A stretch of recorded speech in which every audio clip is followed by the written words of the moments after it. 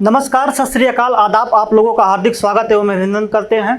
मैं विवेक सिंह आपके लिए मैथ का सेशन लेके आया हूं। लगातार 2 क्लासेस हो गई हैं। तीसरी क्लास में हम उसी को आगे कंटिन्यू करेंगे। टॉपिक का नाम है परसेंटेज। परसेंटेज में ढेर सारे प्रश्नों के बारे में हमने बात कर रखी है ऑलरेडी। आगे कंटिन्यू करते हैं। 15 नंबर क्वेश्चन है। एक ही क्वेश्चन में हमने 3 कंसेप्ट को ले रखा है। ध्यान से समझिएगा, क्योंकि एक क्वेश्चन यहाँ से आना बिल्कुल फिक्स कहीं ना कहीं हो जाता है। हेडिंग का नाम है चीनी और चावल पर आधारित प्रश्न। भाई प्रश्न क्या है कि चीनी के दाम में 40% की वृद्धि हो जाती है तो खपत में कितने प्रतिशत की कमी करे, ताकि में 3 कंडीशन दी गई है। खर्च में 19% की वृद्धि हो, ताकि खर्च नियत रहे जिसे हम लोग पूर्वरत रहे भी बोलते हैं। एक अगला क्वेश्चन है ताकि खर्च में 2% की कमी हो। अब मेरी बात को ध्यान से समझिएगा, कभी भी एग्जाम में 3 प्रश्न नहीं पूछे जाते। या तो आपसे ये पहला पूछेगा, या तो दूसरा पूछेगा, या तो तीसरा पूछेगा कहीं ना कहीं। तो अब आइए इस बात को समझते हैं। हम मान लेते हैं कि चीनी के दाम में 40% की वृद्धि हो गई है। ये अलग मुद्दा है सर।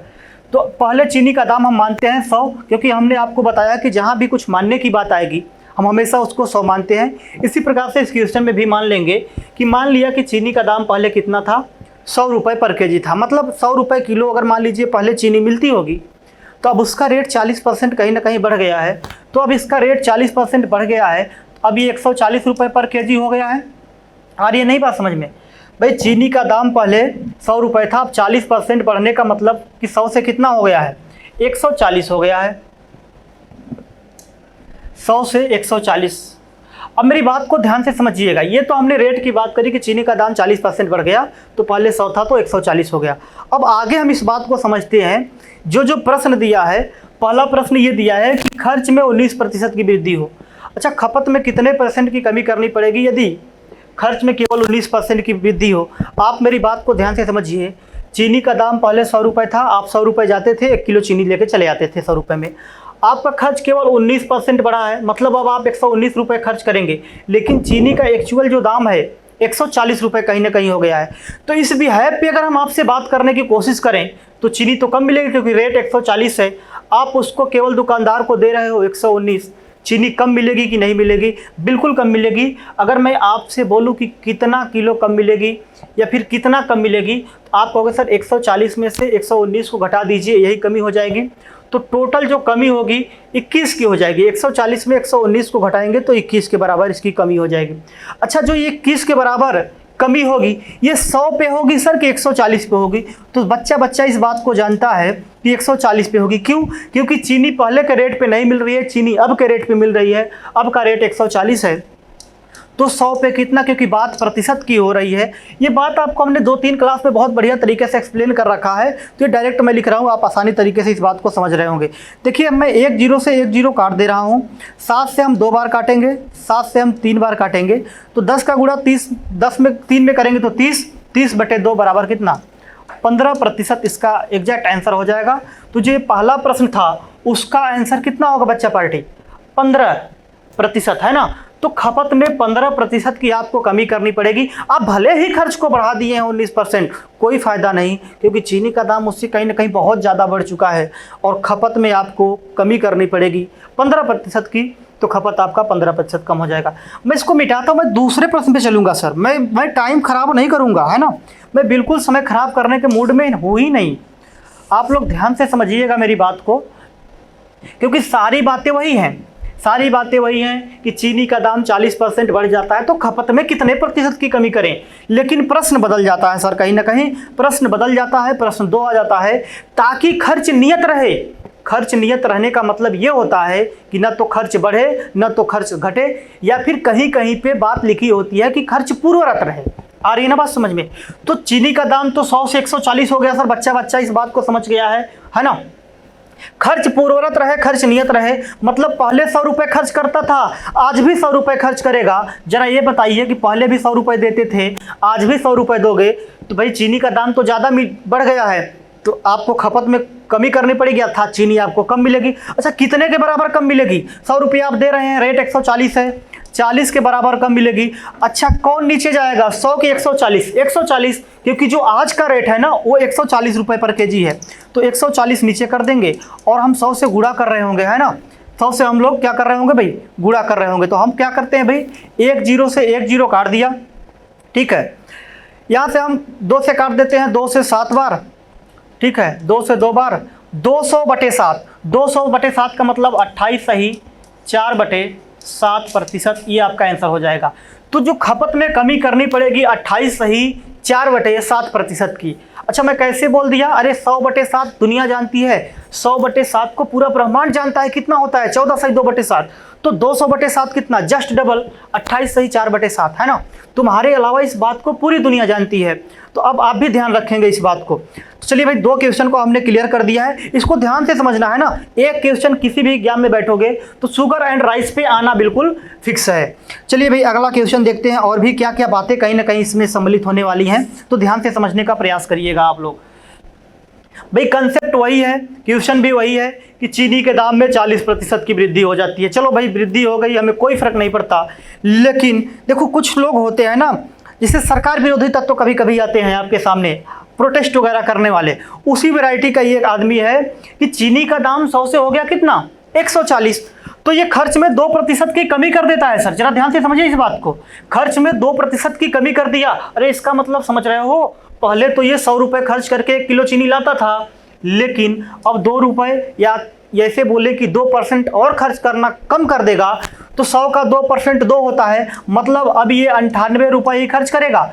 अरे 100 का 2% तुम नहीं निकाल पाओगे, अरे पूरा दुनिया निकाल लेगी इस बात को। तो 2% कम कर दिया मतलब 98। अरे 140 रुपये किलो चीनी है, तुम दांत निकाल के 98 रुपये दे रहे हो, कितना कम चीनी मिलेगी भैया? 42 कम मिलेगी। किस पे? 140 पे। क्यों? क्योंकि आज का रेट 140 है। हमें नहीं पता, हमको परसेंटेज चाहिए, तो हम 100 से गुणा भी करेंगे। हमने 1 0 से 1 0 काटा, 7 से कितनी बार? 6 बार। 7 से कितनी बार? 2। देखिए यहाँ से 2 से हम इसको बढ़िया तरीके से 5 बार में काट रहे होंगे। 6 का गुणा 5 में करेंगे, 30%। 30% इसका राइट आंसर हो जाएगा। तो भैया अब क्या करना पड़ेगा? यदि ये 2 रुपये या फिर 2% खर्च में कमी करेंगे तो चीनी इनको कम मिलेगी, खपत इनको कम करना पड़ेगा, और 30% की चीनी इनको कहीं ना कहीं कम करनी पड़ जाएगी। आ रही ना बात समझ में? तो आपने नोटिस किया कुछ बात, हमने इसमें क्या क्या कंसेप्ट रखा? हमने रखा कि भैया खर्च में कुछ वृद्धि हो, खर्च जब कुछ बढ़ा हो, खर्च नियत हो मतलब खर्च न बढ़ा हो न घटा हो, खर्च कम हो, और शुगर एंड राइस पे यही 3 वैरायटी तो बनती है, जिसको हम 10 क्वेश्चन में ना समेट के हमने 1 क्वेश्चन में समेट रखा है। तो कहने का मतलब कम समय में हम लोग प्रयास करते हैं कि बेहतर से बेहतर चीज़ें आपको प्रोवाइड कराएं, है ना। अगला प्रश्न हम लोग ध्यान से समझेंगे, है ना। अगला प्रश्न आप लोग ध्यान से समझिएगा भैया, ये शानदार प्रश्नों में से है। कहीं ना कहीं लिखा है जनसंख्या पर आधारित प्रश्न। जनसंख्या का मतलब पॉपुलेशन, है ना। प्रश्न को ध्यान से समझने का प्रयास करिए कि किसी शहर की जनसंख्या प्रथम वर्ष 12.5% बढ़ जाती है। मतलब किसी शहर की जनसंख्या प्रथम वर्ष 15.5% बढ़ जाती है, दूसरे वर्ष 22 सही 2/9% होगा। 9% होगा, यहाँ पे प्रतिशत होगा, है ना। बाई मिस्टेक यहाँ पे परसेंटेज नहीं लगाए हैं टाइपिस्ट महोदय, हालांकि उनकी भी बहुत ज़्यादा गलतियाँ नहीं कर सकते, इतना काम होता है ना। बहुत सारी चीज़ों को सिस्टमेटिक वे में देते हैं, तो कहीं ना कहीं मिस्टेक लाजमी है, और आप इस बात को अच्छे तरीके से समझ सकते हैं, है ना। तो किसी शहर की जनसंख्या प्रथम वर्ष 12.5% बढ़ जाती है, दूसरे वर्ष 22 सही 2/9% बढ़ जाती है, तथा तीसरे वर्ष 14 सही 2/7% घट जाती है। तो अब शहर की जनसंख्या कितनी है? तो अब शहर की जनसंख्या कितनी है? यदि 3 साल पहले जनसंख्या 14 लाख थी। अब मेरी बात को समझिए, पहली क्लास को याद कर लीजिए, है ना। पहली क्लास को जो भूल गया वो परसेंटेज का कोई अर्थमेटिक नहीं पढ़ पाएगा। मेरी बात को समझिए, पहले साल की कहानी क्या है? 12.5%। अरे 12 सही 1/2, 12 सही 1/2% इसको बोलते हैं। 12 सही 1/2% का मतलब कितना? अरे 1/8। हमने टेबल बाकायदा आपको लिखवाया है, आप उसको नोट करिए और याद करिए। 12 सही 1/2% का मतलब 1/8। 22 सही 2/9%, इसका मतलब कितना होता है? अरे देखो ना, 11 सही 1/9, 1/9। तो भैया 22 सही 2/9 कितना? 2/9। ये बात मैं इसलिए ज़्यादा एक्सप्लेन नहीं करूँगा क्योंकि मैंने पहली क्लास में समझाया है भाई। आप दोष नहीं दे सकते हमको, बिल्कुल आप दोष नहीं दे सकते। ये आपकी जिम्मेदारी है कि आप पहली क्लास को पढ़ें और इस बात को एकदम आराम तरीके से खोपड़ी में बैठाएं। आ रही ना बात समझ में? आगे बढ़ते हैं। देखिए, आगे बढ़ते हैं, तीसरे साल की कहानी ये बोला है, ये जनसंख्या बढ़ रही है, पहले साल भी बढ़ी है, दूसरे साल भी बढ़ी है, ऊपर एरो लगा रहा हूँ, इसका मतलब साफ समझ जाना कि बढ़ने की बात की जा रही है। तीसरे साल 14.2/7%, 14.2/7%, ये घटी है सर। अच्छा 14.2/7 का मतलब 1/7, टेबल उठा लेना, देख लेना ध्यान से, ये संख्या घटी हुई है। तो मेरी बात को समझिएगा, ये जो बात हमने लिखी ना, ये बात हमने समझाने के लिए लिखी। आप पागल नहीं हैं, आपको बढ़िया तरीके से ये बात पता है, आप डायरेक्ट मन में सोचोगे ना, ये लिख के बताओगे थोड़ी ना एग्जाम में। भाई पहले साल 12 से 1/2% बड़ी है तो पहले ये मूल मान होता है, ये प्रतिशत परिणाम या परसेंटेज रिजल्ट होता है। तो मान लीजिए पहले पॉपुलेशन 8 रही होगी, तो अब 8 से कितना हो गई होगी, 1 बढ़ गई होगी, तो 1 जोड़ देंगे। भैया 1 बढ़ गई तो हम 1 जोड़ देंगे, तो 8 से 9 हो गई। दूसरे साल 9 से फिर बढ़ी है, तो 9 से 2 बढ़ जाएगी, तो 9 से कितना हो जाएगी, 11। नीचे वाले को क्या बोलते हैं, मूल मान, ऊपर वाले को प्रतिशत परिणाम। तीसरे साल क्या हुई है, अरे 14.2/7% घट गई, इसका मतलब 1/7, 7 से इस बार 1 कम हो जाएगी, हर बार बढ़ रही थी, यहाँ भी बढ़ रही थी, यहाँ भी बढ़ रही थी, यहाँ कम हो जाएगी। तो 7 से हो कितनी जाएगी बच्चा पार्टी, 6 हो जाएगी। तो बच्चा पार्टी इस बात को हम लोग ध्यान से समझेंगे, है ना, कोई जल्दीबाजी नहीं करेंगे, कहीं ना कहीं जल्दीबाजी करेंगे तो मामला कहीं ना कहीं गड़बड़ होता हुआ नजर आएगा। तो आइए इस बात को और भी डिटेल में समझते हैं। यहाँ पे हम अगर कुछ कट रहा होगा तो काट देंगे, क्योंकि अनुपात है, ये रेशियो है। तो देखिए यहाँ पे क्या हो रहा है, 9 से 9 कट जा रहा है, ठीक है। अगर हम 2 से प्रयास करें काटने का, तो 2 से कितनी बार, 3 बार, 2 से कितनी बार, 4 बार। तो अब ऊपर गुणा करेंगे तो 7 चौक कितना हुआ, यहाँ पे 28 हो गया, और यहाँ पे कितना हो गया, 33 हो गया। 28 से 33 मतलब ये पहले होता है, ये बाद होता है। तो पहले जनसंख्या अगर 28 रही होगी तो अब कितनी है, 33। पहले 28 तो अब कितनी, 33। बोला है कि 3 साल पहले जनसंख्या 28 नहीं सर, 28 नहीं, 14 लाख। तो 28 की वैल्यू कितनी, 14 लाख। एल लिख दे रहा हूं, 14 लाख। तो 28 की वैल्यू 14 क्या हो रहा है, आधा से अगर गुणा कर दें, हाफ से गुणा कर दें तो 14 हो जाएगा। 28 की वैल्यू 14। तो 33 का आधा, अगर मैं इसमें आधा से गुणा कर दूं तो 33 का आधा कितना होता है, अरे देखो 15 दूनी 30, 16 दूना 32, तो 16.5, तो 16.5 लाख।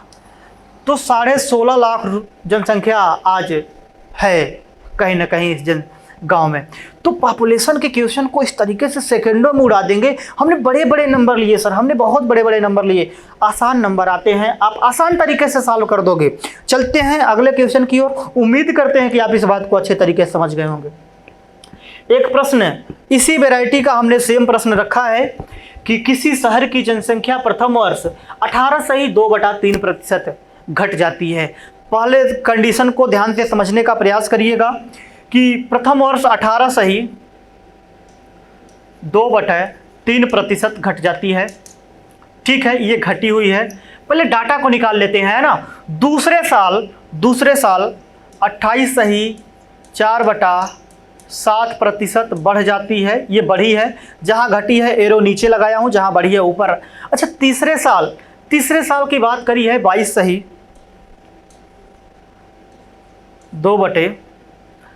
यहाँ पे 9 होना चाहिए, है ना।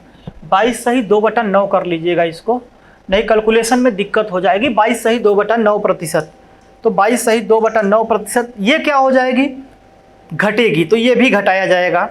तो बोला है 3 साल पहले जनसंख्या अगर 22 लाख थी तो अब की जनसंख्या बताइए। बड़ा आसान प्रश्न कहीं ना कहीं बन जाता है।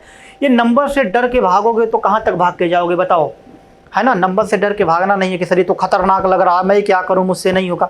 सब होगा, तुम देखते तो जाओ, है ना क्या कर रहा हूं मैं बोर्ड पे। 18.2/3, ठीक है। देखिए यहां पे क्या है, यहां पे भी कुछ परसेंटेज में एरर लग रहा है ना। देखिए यहाँ पे क्या होता है, 18.2/11% होगा। बहुत ज़्यादा इसमें हमें लग रहा है 2 क्वेश्चन मिक्स कर दिया गया है,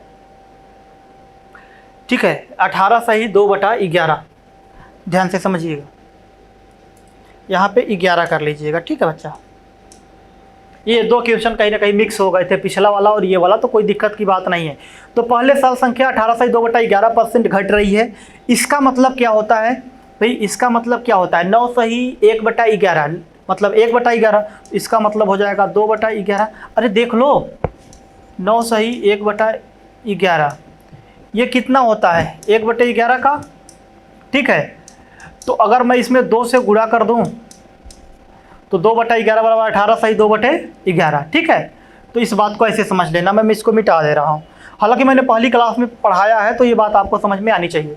इसका मतलब 14 सही 2/7, 1/7, तो इसका मतलब 2/7, इसका मतलब कितना हो जाएगा 2/7।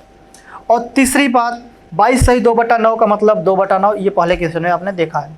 तो देखिए पहले साल जनसंख्या बढ़ रही है, तो पहले अगर जनसंख्या 11 रही होगी तो 2 बढ़ जाएगी, है ना, 2 बढ़ जाएगी तो कितना हो जाएगी 11 से 13 हो जाएगी। अच्छा घट रही है, सॉरी घट रही है तो कितना हो जाएगी 9 हो जाएगी। पहले साल जनसंख्या घट रही है, तो ध्यान से समझने का प्रयास करेंगे। पहले साल जनसंख्या घट रही है तो 11 में से 2 घटा देंगे यहाँ पे, ठीक है, यहाँ पे हम लोग घटा रहे होंगे तो 9 हो जाएगी। दूसरे साल संख्या 7 से, भाई 7 से ये बढ़ रहा है ना, देखिए दूसरे साल बढ़ रहा है तो 7 से 2 बढ़ जाएगा तो कितना हो जाएगा 9 हो जाएगा। तीसरे साल संख्या फिर से घट रही है तो 9 से 2 कम हो जाएगा 7 हो जाएगा, तो 9 से 7 हो जाएगा, भाई घट जाएगा 9 में से। तो देखेंगे कि 9 से 9 कट गया, 7 से 7 कट गया, ये पहले डिनोट करता है, पहले को प्रदर्शित करता है, ये बाद को बताता है, तो ये बाद को बताता है, ठीक है। पहले जनसंख्या कितनी, बाद की, गुणा कर लेंगे, कोई तो नंबर सब कट पिट गए हैं, यहाँ पे 11, यहाँ पे 9। पहले जनसंख्या अगर 11 थी तो अब घट के 9 हो गई है, इनका जो अनुपात है वो 11 से 9 का हो गया है, मतलब जनसंख्या घट गई है। तो आप नोटिस करिए मेरी बात को, पहले जनसंख्या कितना दिया था क्वेश्चन में कि 22 लाख थी, हमारे हिसाब से 11 लाख, तो यहाँ पे दिया है 22 लाख, हमारे हिसाब से पहले जनसंख्या 11 थी, यहाँ पे 22 लाख है, तो इसका मतलब 2 से गुणा किया गया, तो अब 9 है तो इसमें भी 2 से गुणा कर देंगे तो 9 दूनी 18 लाख, तो 18 लाख आपकी कहीं ना कहीं जनसंख्या है। तो इस बात को हम लोग समझेंगे, ठीक है। तो उम्मीद करते हैं कि ये वाला प्रश्न आपको समझ में आया होगा, पॉपुलेशन वाला। हम आगे बढ़ेंगे और भी प्रश्नों की श्रृंखला की ओर। देखिए बोला है कि चुनाव पर आधारित प्रश्न है ना, इलेक्शन वाले प्रश्न बहुत बढ़िया बनते हैं। एक साधारण प्रश्न है, फिर उसके बाद कुछ पेचीदे सवालों के बारे में भी हम बात करेंगे आपसे। किसी चुनाव में 2 उम्मीदवार भाग लेते हैं, एक चुनाव है इसमें 2 उम्मीदवारों ने भाग लिया है, पहला प्रत्याशी 41% मत पाता है, मतलब 41% कुल वोटों का पाता है और 5580 वोटों से चुनाव जीत जाता है। तो मतदाता सूची में मतों की संख्या बताइए। देखो जो चीज़ पूछी गई है मतदाता सूची में मतों की संख्या बताइए, वो हमको पता ही नहीं है। तो मतदाता सूची में भाई पता होती तो पूछता है क्यों। तो हम मान लेते हैं कि माना मतदाता सूची में मतों की संख्या कितनी है, हम मान लेंगे कि मतदाता सूची में अपने आप में 100% मत कहीं ना कहीं है, 100%, 100 यूनिट, 100 वोट, आप कुछ भी मान लीजिए। इसमें से हम 100% मान लेते हैं मतदाता सूची में मत है, इसमें से 41% मत ये हारने वाला मतलब लूजर पाता है, ये हारने वाला मतलब लूजर पाता है, इसको हम यहाँ पे लिख दे रहे हैं। तो विनर भी पाया होगा, भाई विनर कितना पाया होगा फिर 59%। अरे 100% में से 41% कौन पा गया, हारने वाला, तो जीतने वाला 59% पा गया होगा। पहला प्रत्याशी 41% मत पाता है और 5580 वोटों से चुनाव हार जाता है, यहाँ पे हार होगा, ठीक है।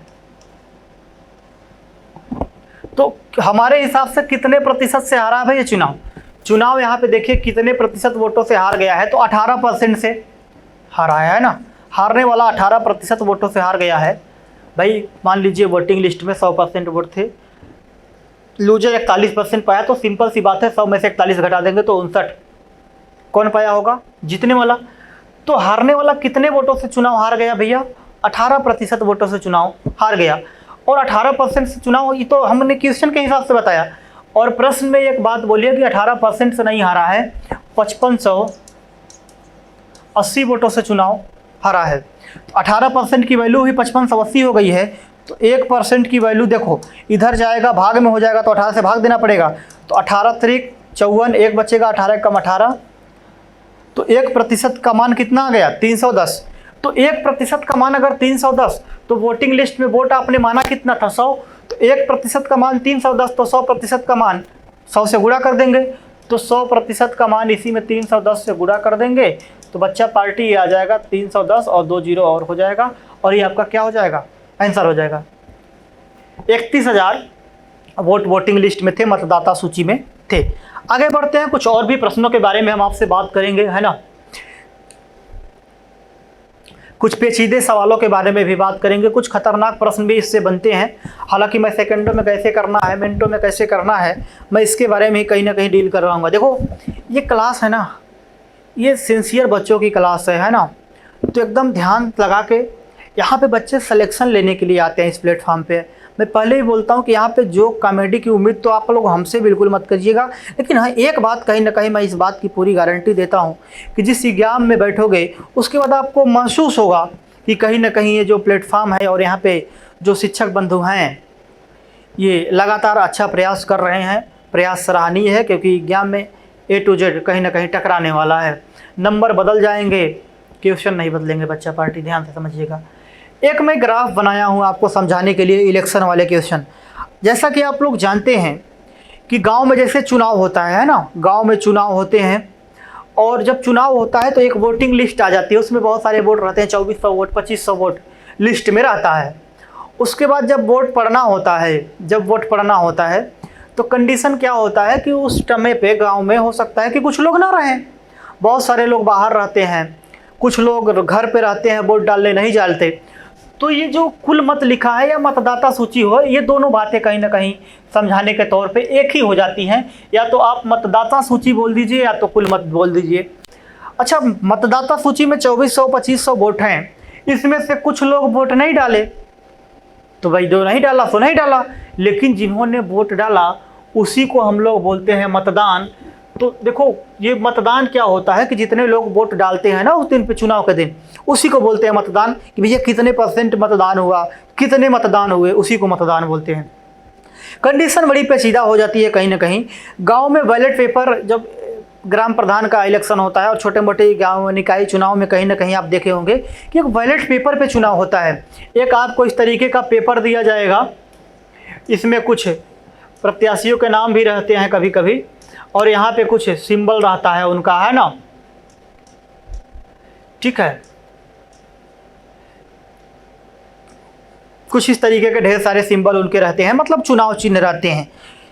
इनवैलिड होने का मतलब, अवैध होने का कंडीशन ये होता है कि यहाँ पे अगर आपको मोहर लगाना है तो बिल्कुल सही है, कभी कभी आप इसमें टच कर जाते हैं तो ये बोलता नहीं मेरा वोट, ये बोलता नहीं मेरा वोट, तो इसमें कहीं ना कहीं लफड़ा हो जाता है। तो इसको फोल्डिंग करने में भी कभी कभी दिक्कत हो जाती है, तो इसलिए वोट कहीं ना कहीं इनवैलिड हो जाते हैं। कुछ लोग होते हैं एक से ज़्यादा में वोट मार देते हैं। अरे वही लोग होते हैं ना जो चुनाव में इधर से भी लिया उधर से भी लिया, है ना, हर जगह से कुछ उपहार स्वरूप लेते हैं और कस्में वादे करते हैं कि भैया हम आपको भी वोट देंगे, हम आपको भी देंगे, और हर एक जगह पे क्या करते हैं, वोट देते हैं, अपने वादों से मुकरते भी नहीं। लेकिन इनका वोट खराब हो जाता है, ये किसी काम का नहीं होता है ना, क्योंकि इनवैलिड हो जाता है। तो इनवैलिड वाला भी केस होता है। तो देखिए जब जो मतदान पड़ा इसमें से कुछ वोट अवैध घोषित हो जाते हैं, और जो वोट अवैध घोषित हो जाते हैं ना उसको निकाल कर फेंक दिया जाता है। हमने क्रॉस किया ना, उसको निकाल कर फेंक दिया जाता है। वो किसी काम का नहीं होता, वो किसी काम का नहीं होता, वो गिना ही नहीं जाएगा। न तो हारने वाले के लिए गिना जाएगा, न जीतने वाले के लिए गिना जाएगा। इसका मतलब क्या है, इसका मतलब ये है कि जो अवैध मत होता है हार और जीत पे उसका कोई प्रभाव नहीं पड़ने वाला। आ रही है ना बात समझ में?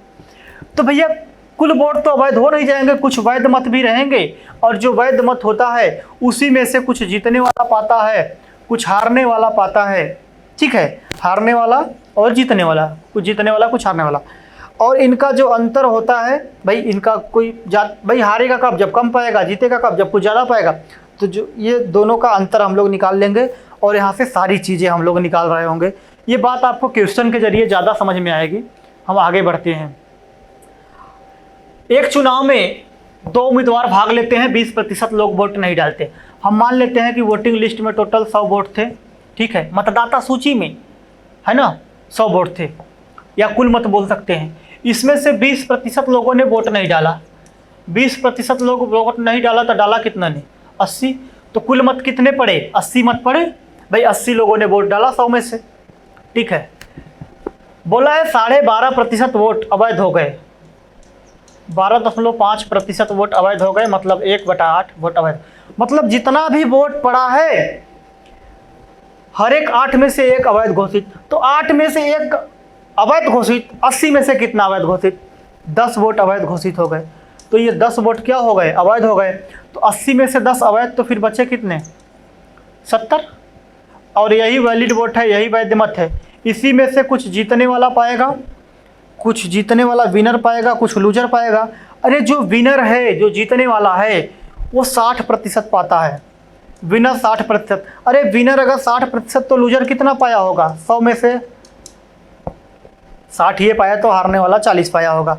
तो जीतने वाला कितने से जीत गया होगा, अरे 60 और 40 का अंतर कितना, 20।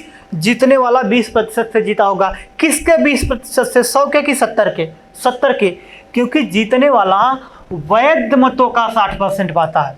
तो जीतने वाला 70 का 60% पाया होगा। या तो आप 70 का 60% निकाल के यहाँ लिखो, या फिर ऐसे बोल दो कि जो जीतने वाला है 70 के 20% से जीता है। 20% का मतलब डिवाइड बाई 100 बराबर 5600। अरे जीतने वाला वैध मतों का 60% पाता है, तो हारने वाला 40 होगा। तो जीतने वाला कितने से जीता होगा, 20 से। अंतर कितने का है, 60 और 40 का, 20 का। लेकिन किसके 20 का, 70 का। तो 70 का मतलब गुणा 20% का मतलब डिवाइड बाई 100। हमारे हिसाब से 70 के 20% से जीता है, और बोला है कि 70 के 20% से नहीं, 5600 वोटों से। तो ये बराबर कर दिया हम लोगों ने। आप देखेंगे कि 2 सूर्यों से 2 जीरो काट दिया, है ना। 7 दूनी 14, 14 की वैल्यू 5600, तो 1 की वैल्यू कितना, 400। तो 1 की वैल्यू अगर 400 आई है, तो हमने वोटिंग लिस्ट को 100 माना है, तो इसमें हम 400 से गुणा कर देंगे, तो वोट कितना हो जाएगा, इकाई, दहाई, सैकड़ा, मतलब 2 जीरो ये, 2 जीरो ये। तो 40,000 वोट मतदाता सूची में थे बच्चा पार्टी, है ना। इसमें कंफ्यूजन नहीं पालना, 40% वोट थे। अच्छा, आपको लग रहा होगा सर ये तो बड़ा खतरनाक है, इसको कैसे करें हम, ये तो हमसे ना हो पाएगा। संकट में जाने की कोई ज़रूरत नहीं है। क्यों, ऐसे करने से तुम्हारे बहुत सारे प्रॉब्लम, मैं अभी बताऊंगा एक लाइन में कैसे हो जाएगा। निश्चिंत रहो, मैं हूँ ना, मैं हूँ, और आप बढ़िया से पढ़ते चले गए, तो मैं तुम्हारे ना रगों में दौड़ेगी, है ना, खून में मिलावट कर दूंगा मैथ की, है ना। मैं बार बार ये बात बोलता हूँ, लेकिन तुम मिलावट कैसे हो, जब तुम पढ़ो तब तो बढ़िया तरीके से। आप बढ़िया से पढ़ते जाओ ना, तो ये मेरी कहीं ना कहीं जिम्मेदारी बन जाती है कि मैं हर एक बात को समझा के चला जाऊँगा यहाँ से। अरे ना बात समझे बच्चा, ठीक है। अब देखिए, हमें 1% का मान पता है 400। भाई हमेशा मतदाता सूची थोड़ी पूछेगा तुमसे। अरे तुम भी कंपटीशन में जा रहे हो, और भी बच्चे जा रहे हैं, तो सबसे अगर मतदाता सूची पूछेगा तो फिर बात कहीं ना कहीं बिगड़ती नजर आएगी। बोल देगा कितने वोट अवैध हो गए, कितने वोट, तो 400, 1% की वैल्यू 400, तो ये अवैध वोट है ना। 10 गुणे 400, 4000। आ रही ना बात समझ में। पूछेगा कितने मत पड़े, 80 गुणे 400। भाई मतदान कितना हुआ, 80 गुणे 400। तो इस प्रकार से वैध मत कितने थे, 70 गुणे 400। सब के सब निकाल सकते हो इस डायग्राम को समझने के लिए। अगर आपको नहीं चाहिए ये सब, आपको एक लाइन में चाहिए, सर जो पूछा वही बताइए, हम ज़्यादा कुछ नहीं सीखना चाहते, हम मूर्ख हैं, हम पढ़ना ही नहीं चाहते, तो आ जाइए, फिर उस बात को भी हम देख लेते हैं।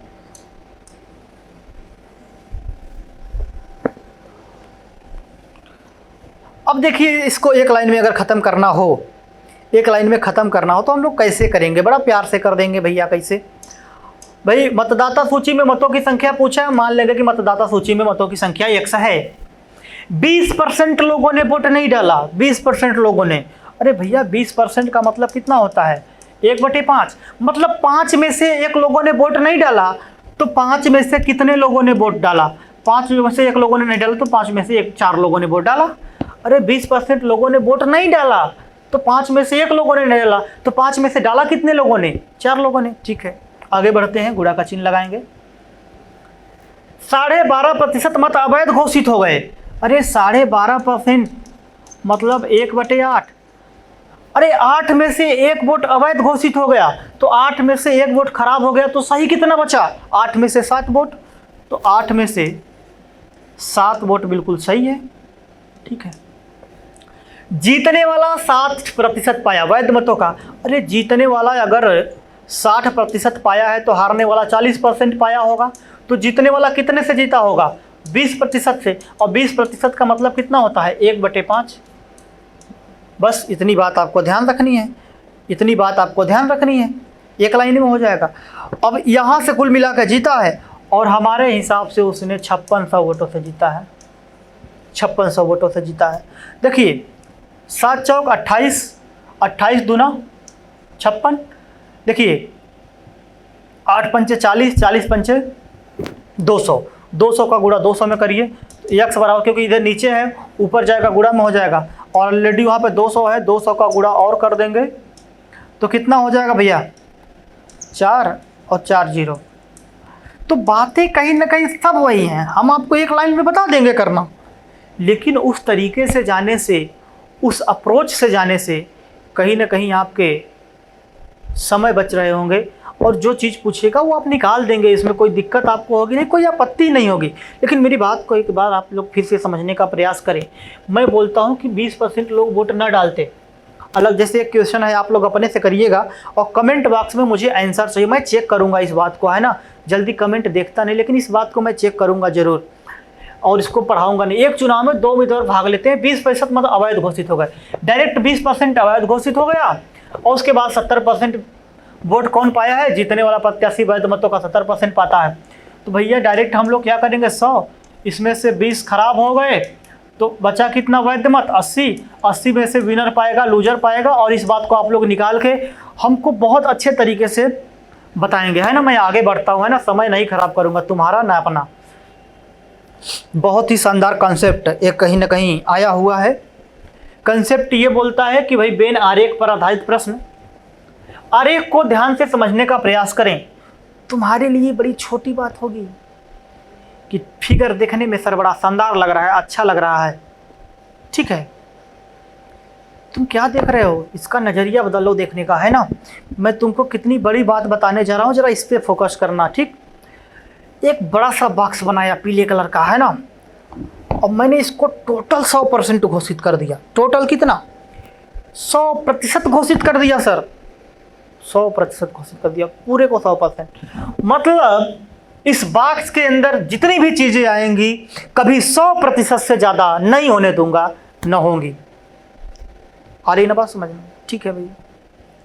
प्रश्न ये बना है कि हिंदी में 55% विद्यार्थी पास होते हैं, इंग्लिश में 65% विद्यार्थी पास होते हैं, दोनों विषय में मतलब हिंदी में भी और इंग्लिश में भी 35% विद्यार्थी पास होते हैं।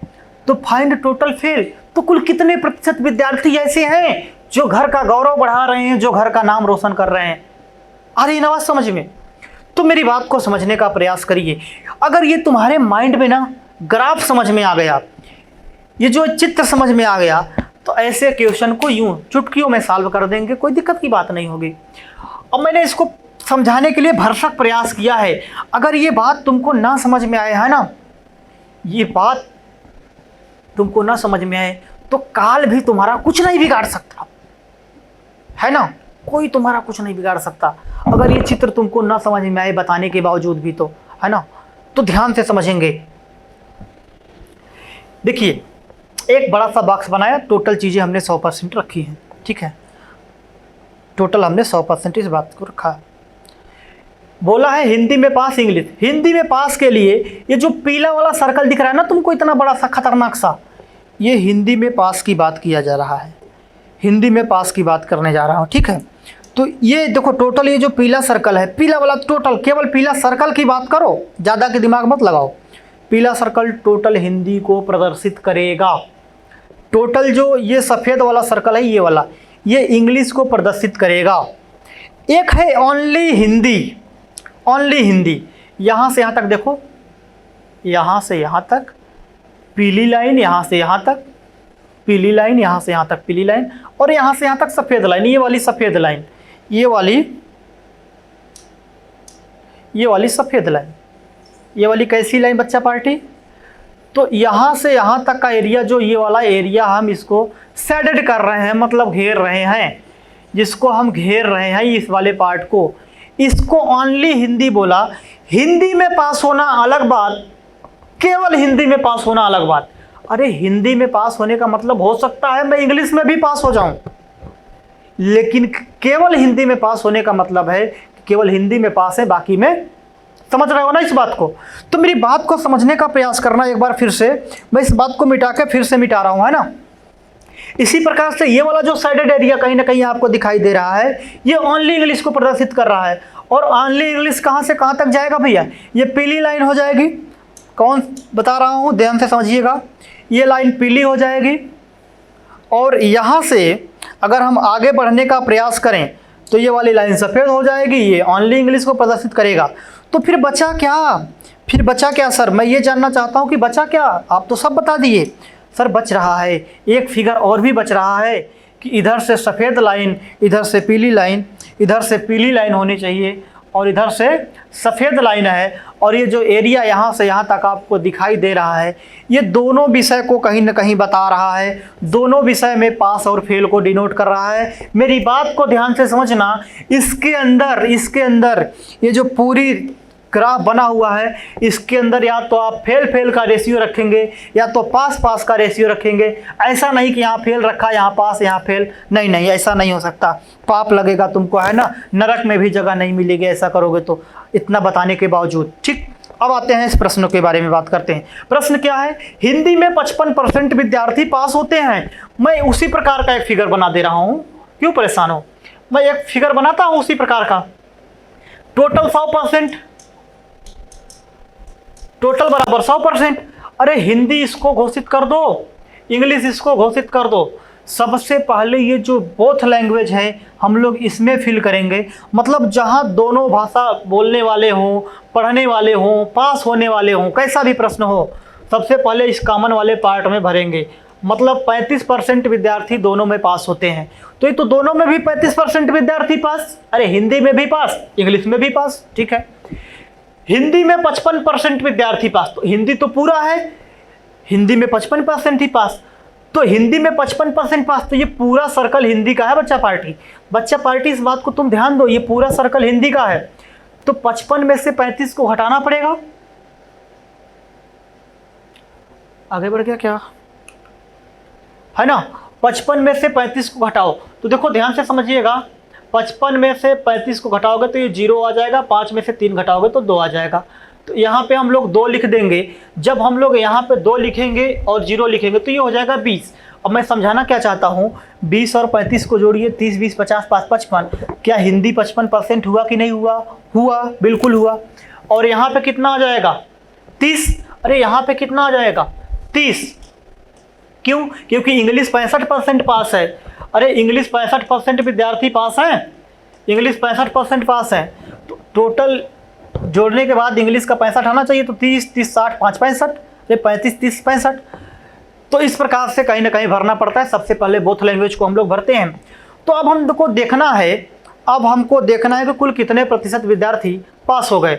अरे यही सब तो पास हैं, बाकी जो बचेंगे उसको फेल इधर हम लोग लिख देंगे। तो 30 20 50, 50 30 80 5 85, 85% विद्यार्थी क्या हैं? किसी न किसी विषय में पास हैं। जो निठल्ले गंवार बदमाश हैं, जो बिल्कुल फेल हैं, जो घर का नाम रोशन कर रहे हैं, है ना, वो कितने हैं? 15%। तो 15% विद्यार्थी ऐसे भी हैं जो कहीं नहीं पास हैं, बिल्कुल क्या हैं? फेल हैं। तो इसमें सब पास पास का रखेंगे या तो फेल फेल का। एक प्रश्न की ओर समझते हैं। ये प्रश्न है, एक विद्यार्थी में 80% विद्यार्थी अंग्रेजी में पास होते हैं। ये जो इंग्लिश का सर्कल है इसमें 80% पहले से ही बनवा कर रखा है तुम्हारे लिए। 85% विद्यार्थी गणित में पास होते हैं। यदि 73% विद्यार्थी दोनों विषय में पास होते हैं। अरे जहाँ दोनों विषय की बात आए तो सबसे पहले उसको लिखो। 73% दोनों में पास होते हैं। इंग्लिश में कितने? 80। अरे 73, 80 में से 73 को घटाओ, कितना आ जाएगा? 7%। अरे 80 में से देखो इंग्लिश टोटल 80 हुई कि नहीं हुई? 73 में 7 जोड़ देंगे 80। अच्छा गणित में कितने? 85%। गणित में कितने? 85%। तो 85 में से कितना घटा दोगे? 73। तो कितना हो जाएगा? 12%। देखो 3 2 5 7 1 8 85। यही सब क्या है? कहीं ना कहीं पास है। इसके अलावा 100 में से जो घटेगा वो फेल हो जाएंगे। तो देखो क्या हो जाएगा भैया, यहाँ से यहाँ तक 80 10 90 2 92, टोटल जोड़ दीजिए 73 7।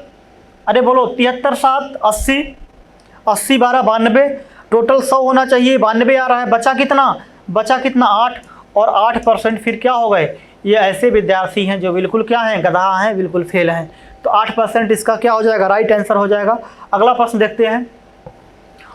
देखो एक विद्यालय में 35% विद्यार्थी विज्ञान में फेल होते हैं, साइंस में 53%, 48% विद्यार्थी गणित में फेल होते हैं, 40% विद्यार्थी दोनों विषय में फेल होते हैं। अरे हर जगह फेल फेल है, तो दोनों विषय में फेल को सबसे पहले लिखिएगा। 40% दोनों में फेल। साइंस में 53%, साइंस में 53%, इसका मतलब 13% यहाँ हो जाएगा। अरे 40 10 50 3 53, पूरा साइंस हुआ कि नहीं हुआ? होगा। 48% विद्यार्थी कैसे हैं? तो 8% क्या है गणित में, अगर 48 तो 40 और 8 28, ये पूरा 48 को डिनोट करेगा मैथ का। तो ये टोटल क्या है? फेल है। अरे इतना जोड़ दो, फेल है, 100 में से घटा दो, जो बचेगा वो पास है। ठीक है, तो यहाँ पे 53 में हम 8 जोड़ दें तो कितना आ जाएगा? 61 आ जाएगा। 61 आ जाएगा, तो मतलब 39% क्या है? 39% विद्यार्थी ऐसे हैं जो क्या है भैया? पास हैं, है ना। तो ये फेल या तो भरेंगे या तो पास भरेंगे। बढ़ने घटने तथा क्षेत्रफल पर आधारित प्रश्न, अगला हेडिंग रहेगा। अब देखो ऐसे क्वेश्चन आप लोगों ने और भी देखे होंगे, है ना। 3 डायग्राम का DI में पढ़ाऊंगा, फोड़ दूंगा एक तरीके से, परेशान मत हो। अभी बेसिक बता रहा हूँ, परसेंटेज को बेसिक मान के पढ़ो, बेसिक कंसेप्ट क्लियर हो जाएगा। परसेंटेज की एक और सीरीज लिया देंगे, आग लग जाएगी पूरा तरीके से, है ना। कोमा में चले जाओगे तुम पढ़ते पढ़ते। कोमा में जाने का मतलब मेरा सिर्फ और सिर्फ इतना है, कठिन प्रश्नों से, है ना। ऐसा नहीं कि तुम पढ़ना ही छोड़ दो कि हम तो कोमा में चले जाएंगे, मैं नहीं पढ़ूंगा सर की क्लास, ऐसा बिल्कुल नहीं है। कोमा में जाने का मतलब कठिन प्रश्नों से है ना। ठीक है, आगे देखते हैं। यदि प्रिंस की आय राहुल की आय से 16.2/3% कम है। देखो एक प्रिंस है, एक राहुल है, मतलब प्रिंस को P से डिनोट किया, राहुल को R से। 16.2/3%। प्रिंस की आय राहुल की आय से कम है, राहुल की आय से कम है। कितना कम है? 16.2/3% कम है। अरे 16.2/3% का मतलब कितना? 1/6। मतलब राहुल की आय 6 है तो प्रिंस की इससे 1 कम होगी। अरे कम है तो 1 कम, ज्यादा होती तो 1 ज्यादा। तो प्रिंस की आय 1 कम है राहुल से, कितना भैया? 1 की कमी है भैया, 1 की कमी नहीं चाहिए। तो आपसे बोला क्या है? तो राहुल की आय के बारे में बात किया है, प्रिंस की आय से कितना प्रतिशत ज्यादा है। तो प्रिंस की आय से कितना प्रतिशत ज्यादा है? तो तुलना 5 से हो रही है प्रिंस से, तो ऊपर लिख देंगे, इंटू 100 कर देंगे। और यहाँ से 1/5 का मतलब पूरा ब्रह्मांड इस बात को जानता है, कितना होने वाला है? 20% होने वाला है। अगले प्रश्न की ओर बढ़ते हैं, और भी बातें करेंगे थोड़ा सा इसमें, है ना। इसी टाइप के छोटे छोटे से प्रश्न लिए गए हैं कि किसी व्यक्ति का वेतन पहले 10% बढ़ जाता है तथा पुनः 15% कम हो जाता है, तो व्यक्ति के वेतन में प्रतिशत परिवर्तन बताइए कि व्यक्ति का वेतन ओवरऑल बढ़ा है कि घटा है। जरा इसके बारे में कहीं ना कहीं हमको बात करनी है। आइए देखते हैं। सबसे पहले व्यक्ति का वेतन 10% बढ़ा है। हम कोई फार्मूला नहीं लगाएंगे, हम आराम से इस बात को डील कर रहे होंगे। बहुत लोगों के मन में आ रहा होगा सर फार्मूला लगा दे, हमें तो याद है हम लगाएंगे। ऐसा नहीं करना है आपको। 10% का मतलब हमने बताया है कि 1/10 होता है।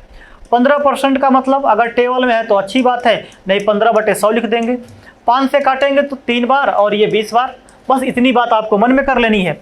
तो पहले किसी व्यक्ति का वेतन 10% बढ़ा है, 10% का मतलब 1/10। तो पहले वेतन अगर 10 रुपये रहा होगा तो अब कितना हो गया होगा? 11। फिर 15% क्या है? कम हो जाता है। तो पहले अगर 20 रहा होगा तो अब कितना हो जाएगा? 3 कम हो जाएगा तो 17 हो जाएगा। इतनी सी बात आपको करनी होती है। तो मेरी बात को ध्यान से समझिए, कोई कटपिट नहीं रहा, कोई फर्क नहीं पड़ता। इसका का गुणा करेंगे 200 हो जाएगा। अनुपात 17 का गुणा 10 में करेंगे 170, और 11 में करना है चूंकि, तो 17 और जोड़ देंगे 187।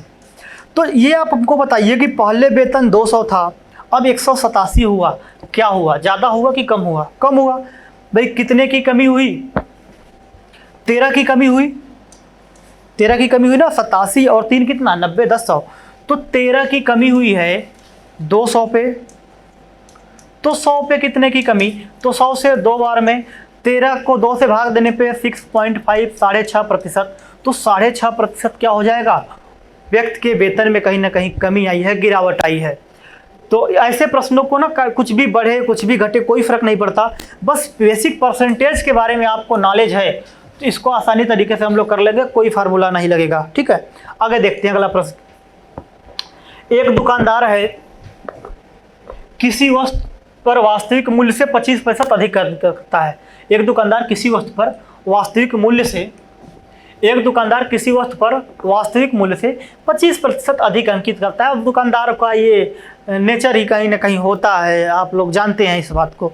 उनको बढ़ाना घटाना, कभी सौदे में बेईमानी करना, ये कहीं ना कहीं उनके नियत के अंतर्गत आता है।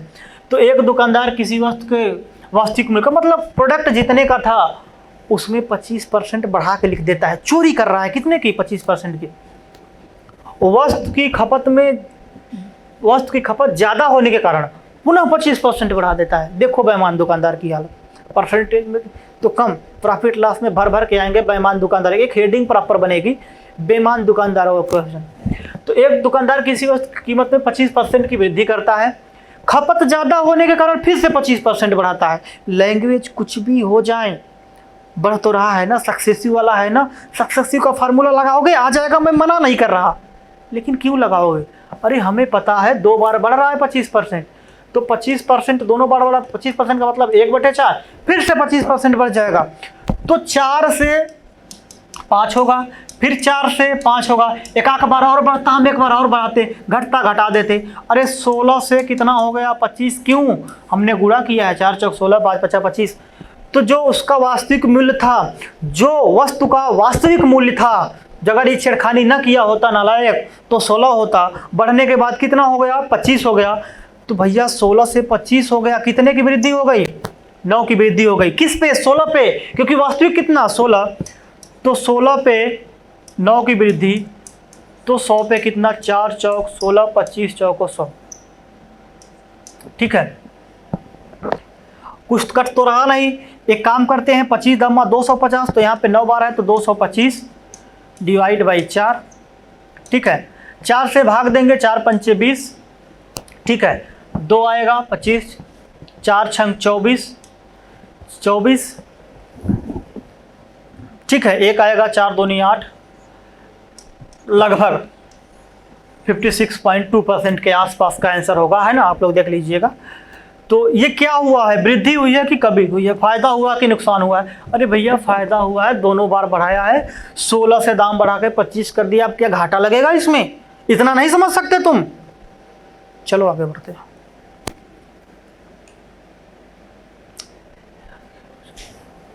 चलो भाई, एक आयत की एक भुजा 20% बढ़ जाती है। बड़ा हमने देखा है, कन्फ्यूजन देखा है, यूट्यूब पे भी भरमार है, ऑफलाइन क्लासेस में भी बड़ा दिक्कतें कहीं ना कहीं मुझे देखने को मिलती है। आपको पढ़ाया जाता है फार्मूले, आपको ढेर सारी चीज़ें बताई जाती हैं कहीं ना कहीं एरिया वाले प्रश्नों में, क्षेत्रफल वाले प्रश्नों में, लेकिन मैं आपको तरीका बताता हूँ। भैया जब काम आसानी से होगा तो मैं क्यों खतरनाक करूं, मैं क्यों पेचीदा करूं सवाल को? मैं मेंसुरेशन नहीं पढ़ रहा सर, हमको क्षेत्रफल नहीं बताना, हमको प्रतिशत क्षेत्रफल बताना है। ये चैप्टर परसेंटेज है, परसेंटेज में कहीं ना कहीं ये प्रश्न बन जाता है। और आपको लगता है कैसे करें, फार्मूला याद हो क्या हो? कुछ नहीं, थोड़ा सा फार्मूला याद है ना तो लोग फार्मूला लगाने लग जाते हैं। नहीं लगाना। देखो, एक आयत की एक भुजा 20% बढ़ जाती है तथा दूसरी भुजा 10% बढ़ जाती है, तो क्षेत्रफल में प्रतिशत परिवर्तन बताइए। अरे आयत का क्षेत्रफल कितना? लंबाई गुणे चौड़ाई, है ना? तो रेक्टेंगल बोलते हैं इसको, लेंथ इंटू लंबाई गुणे चौड़ाई, यही क्षेत्रफल होता है ना? क्या इसमें कोई फार्मूले में आप लोगों ने देखा होगा, जैसे वृत्त का क्षेत्रफल होता है पाई आर स्क्वायर। ठीक है, वृत्त का क्षेत्रफल कितना होता है? पाई आर स्क्वायर। और भी गोला का अगर हम बात करें, है ना, स्फेयर के बारे में हम बात करें, बहुत सारे फार्मूले कहीं ना कहीं आते हैं। जैसे भी प्रश्न हो, कंडीशन के ऊपर डिपेंड करता है कि कैसा प्रश्न आया हुआ है कहीं ना कहीं। तो जब हम इन सब के बारे में आपसे बात करते हैं तो आपको कहीं ना कहीं इस बात को समझना पड़ेगा कि जहाँ भी मान लीजिए कोई एक फार्मूला है 1/3 पाई आर क्यूब, तो जहाँ जहाँ कांस्टेंट वैल्यू होती है, जहाँ जहाँ नियत वैल्यू होती है, इसको हम काट के फेंक देंगे, हम आर क्यूब सॉल्व कर लेंगे। आर इंटू आर इसको बोल देंगे। इस बात को मैं थोड़ा सा एक्सप्लेन करूँगा तो आपको हो सकता है ज़्यादा समझ में आए। ठीक है, हो सकता है इसको मैं एक्सप्लेन करूँ तो ज़्यादा समझ में आए। क्या बताने जा रहा हूँ अभी दिक्कत हो जाएगी। देखो, एक आयत की लंबाई की भुजा, एक भुजा, भाई 2 भुजाएँ होती हैं, लंबाई होती है, चौड़ाई होती है, 20% बढ़ जाती है। तो 20% का मतलब कितना होता है भाई? 20% का मतलब कितना होता है? अरे बोलो, 20% का मतलब होता है 1/5। अच्छा, दूसरी 10% बढ़ जाती है, 10% का मतलब 1/10। दोनों ही बड़ी है, तो एक 5 से 6 हो गई होगी एक भुजा, दूसरी भुजा 10 से कितनी हो गई होगी, 11 हो गई होगी। तो देखो 2 से कितनी बार, 5 बार, 2 से कितनी बार, 3 बार, 25 से कितने, 33। तो जो क्षेत्रफल पहले अगर रहा होगा 25, तो अब कितना हो जाएगा, 33। तो क्षेत्रफल पहले 25 था, अब बढ़ के हो गया 33। अरे बढ़ा कि नहीं बढ़ा, बढ़ा। कितना बढ़ा, 8 बढ़ गया। अरे 8 बढ़ा है सर, किस पे, 25 पे, क्योंकि तुलना पहले वाले से होगी जिससे बढ़ा है, इंटू 100। 25 से 4 बार, 8 चौक 32। तो क्षेत्रफल में कितने अरे वृद्धि हुई कि कमी हुई, अरे वृद्धि हुई, 25 से बढ़ के 33 हो गई। अभी क्या तुमको कमी लग रही है? तो 25 से 33 हो गई, मतलब 8 बढ़ गई। कितने प्रतिशत बढ़ गई सर? तो 32% बढ़ गई।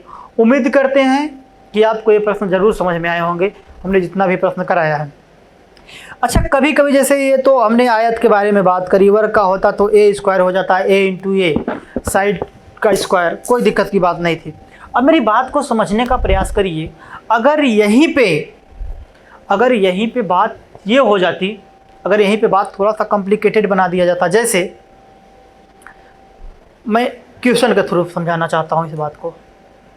जैसे एक वृत्त की त्रिज्या 25% बढ़ जाती है तो क्षेत्रफल में कितना प्रतिशत? अब देखो, वृत्त का त्रिज्या बढ़ा है, वृत्त की त्रिज्या 25% बढ़ी है, तो क्षेत्रफल में कितने प्रतिशत का परिवर्तन होगा? अरे वृत्त की त्रिज्या 25% बढ़ा है, आप जरा बताओ वृत्त का क्षेत्रफल कितना बड़ा होगा, वृत्त का क्षेत्रफल कितना छोटा होगा? ये टोटली डिपेंड करता है किस पे? अपने त्रिज्या पे। जैसे एक हमने वृत्त बनाया है, एक हमने क्या बनाया बच्चा पार्टी? वृत्त बनाया। एक इसका सेंटर होता है जिसे हम लोग केंद्र बोलते हैं, और यहाँ से यहाँ तक की दूरी ये है, हमने आर माना है, स्मॉल आर हमने इसका नाम घोषित किया है। अरे अगर इसका नाम हमने स्मॉल आर दिया है तो इस आर की वैल्यू जितनी बड़ी होगी वृत्त उतना बड़ा होगा, आर की वैल्यू जितनी छोटी होगी वृत्त उतना छोटा होगा।